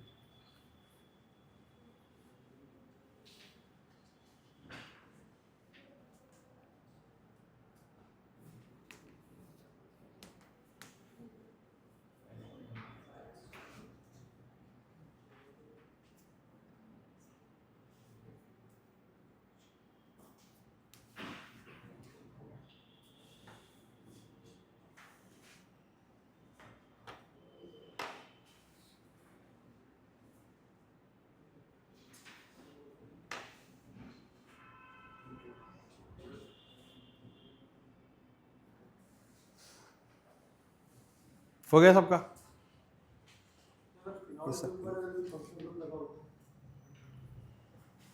किसके ऊपर? फिनॉल के भी ऊपर। OH के ऊपर तो वो इथर बन जाएगा ना, फिर तो वो ब्रांच ही है। OH किसी ब्रांच से कैसे कनेक्ट होगा? 2 ही बॉन्ड होते हैं ना। ओके, चलो। हाँ हाँ हाँ, उसके ब्रांच में फंक्शनल ग्रुप लगाया है और फिर उसके ब्रांच में बेंजीन लगाया है, बेंजीन अगर कॉम्प्लेक्स वाले। मतलब तुम कह रहे हो कि कोई प्रिंसिपल कार्बन चेन है, इस पे क्या लगाए? इसके नीचे वाली चेन मिथाइल लगाया, ठीक है, और फिर मिथाइल पे बेंजीन लगाया। मिथाइल पे बेंजीन लगाए। ठीक है, तो अब ये क्या है? नॉर्मल अल्केन हो गया, अल्केन विदाउट फंक्शनल ग्रुप और अल्केन विदाउट डबल बॉन्ड हो गया। तो ये तुम्हारी मेन ब्रांच हो गई। और फिर तुम इसका नाम क्या लिखोगे? अब ये 1 2 3 4 5 1 पे लगा हुआ है इथाइल और पेंटाइल बेंजीन, अगर उस पे फंक्शनल ग्रुप लगा होगा तो फिर ये बन जाएगी चेन, फंक्शनल ग्रुप लगा दिया तो। हाँ, रिंग, ये जो ब्रांच है इसको फिनाइल बोलोगे। जैसे मान लो तुमने यहाँ पे अल्कोहल लगा दिया, तो 1 2 3 4 5 6 हेक्सेनॉल, और हेक्सेनॉल के 4 पे लगा हुआ है फिनाइल, 4 फिनाइल हेक्सेनॉल। चलो प्रसाद लेते हुए जाओ।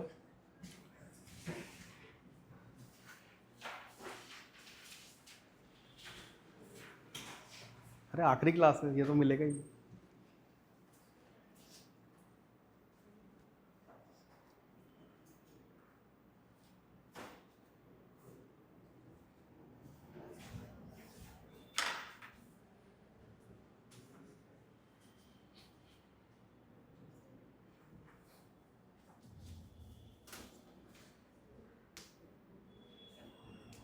नेक्स्ट क्लासेस की है 12 से 2? क्लास ही नहीं है 12 से 2? एक ही क्लास है तुम्हारी आज?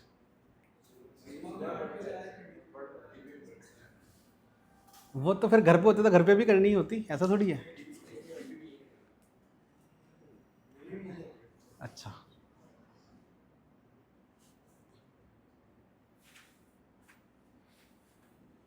तो फिर तो अब अभी तो आधा घंटा लगेगा तुम्हें क्वेश्चंस लिखने में। तो बहुत सारे हैं, मैं 2 घंटे भी लगवा सकता हूँ, पर वो एक तुम्हें डीपीपी में दे दूंगा। वो सिर्फ जेई वालों को देना है, एडवांस वाले क्वेश्चंस अभी बटवा देता हूँ।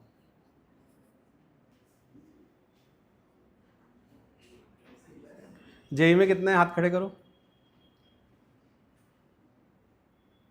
3, 4, 5, 6, 7, 8, 9, ठीक है।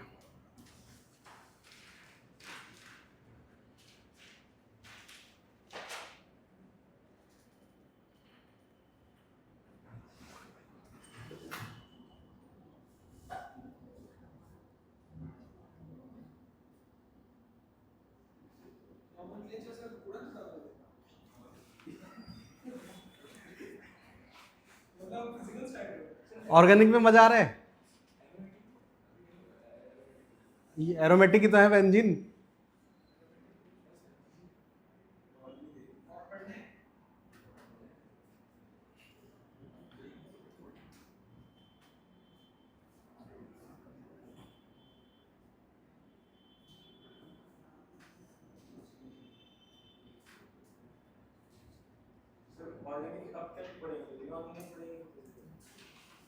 ऑर्गेनिक में मजा आ रहा है क्या, ये बताओ? मेरा तो ऑर्गेनिक प्लान कौन कर रहा है अभी? आइसोमेरिज्म भी अच्छा टॉपिक है। आइसोमेरिज्म नहीं पढ़ना, मजा नहीं आया था? आइसोमेरिज्म उसके बाद एक जीओसी और है।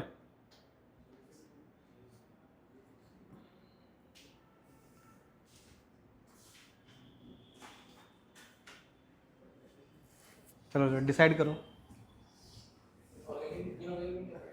इनऑर्गेनिक नहीं होगा तो फिजिकल, इनऑर्गेनिक का चैप्टर तो फिजिकल के बाद ही होगा। बोल कॉन्सेप्ट।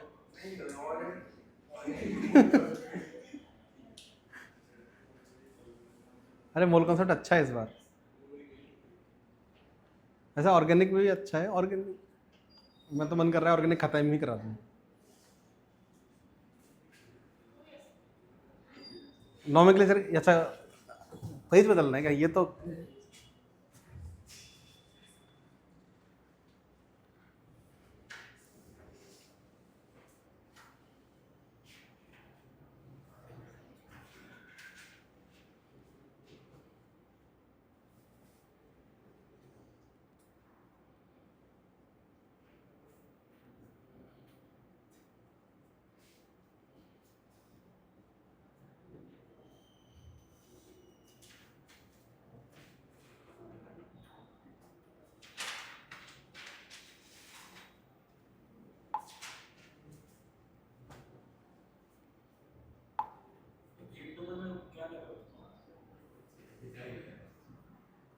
C2H5 और नीचे वाला मिथाइल है।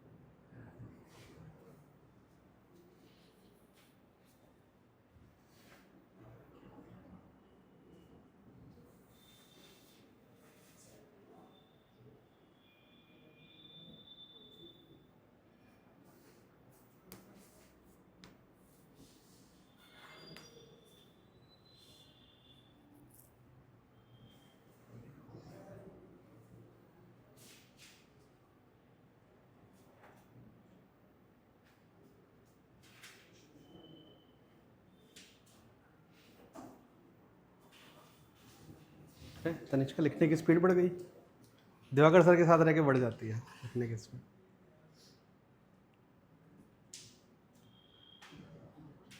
हो गया?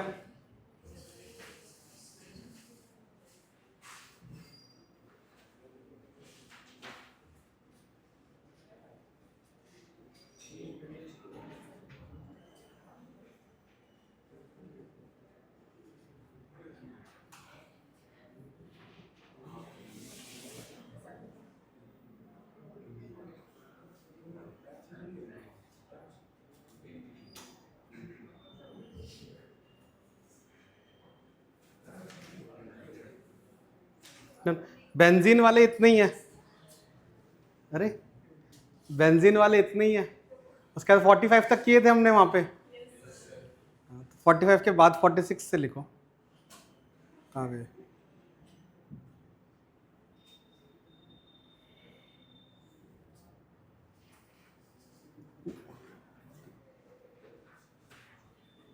है ना, ये लिखना, फिर पेज स्विच करना, और फिर पेज स्विच करना 60 तक है, ठीक है।